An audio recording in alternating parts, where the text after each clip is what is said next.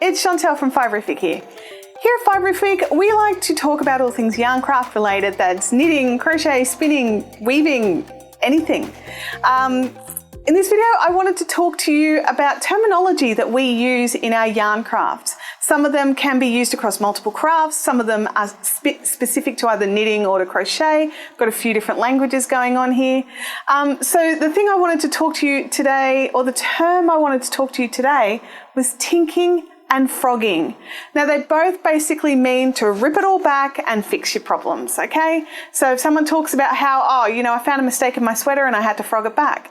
Or, there was a problem in my crochet like 20 rows back and I had to decide whether to frog it or not. And I've had to make that decision. Not a fun decision to have to make, but once you see it, you can't unsee it, or at least I can't. I don't know about you. Can you unsee the mistakes in your projects? I can't unsee them, and I tend to lose my love for them once I see those problems.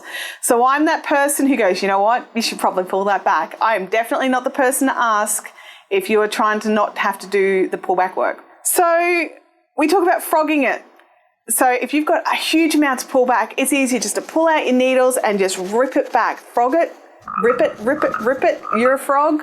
It's kind of just a play on words, that one. Now, tinking is a bit different. Tinking is your precision undoing of your work. Now, tinking is knit specific. Frogging can be used across all the projects. Tinking is unknitting each stitch. Tink is knit spelt backwards. It is that simple, and that's why they came up with that word. I didn't invent it. I just started using it because I saw it coming up in things. I'm like, I like that word. That's cute. I'm going to use it. So tinking became a thing, and that's what we're going to show you here today. So you've come up, you're doing your knitting, you've noticed you're not happy with something, whatever, or you've missed some stitches, or a stitch is twisted the wrong way, or just something you're not happy with. So what you need to do is you pull your yarn tight a little bit here, right? And you can see on the edge where you need to put your needle. It's the stitch below, just in there. So we're going to pop that in here, and you just lift it off. Now you can see I've botched that a little bit because my yarn split, so I just want to fix that up. I don't want to leave a splitty yarn. Okay, then we just keep going. So you want to see that one there, and you can insert your needle front to the back. This makes sure, if you go back to the front, you're going to twist your stitches. That's really not what you want. You want to be able to go straight back in your project. So if you make sure you go front to the back, in front to the back, in front to the back. And then all your stitches are sitting there, ready to go again. They're all lined up in the correct position, ready to go. So that's tinking. So you can tink any stitch. You just have to remember how it was made. Now we're up to a different stitch. It's not a plain knit stitch. This was a center double decrease, and I want to tink that one out as well. Okay, so what we're going to do is we need to go back. We need to find both slipped stitches. Now these are slip stitches, they're not knit stitches. So they're just there, so you make sure you grab them both, and we're going to slip them back onto this needle here because they were just slipped off. Now I was able to slip it straight over the top of the knit stitch, which was great.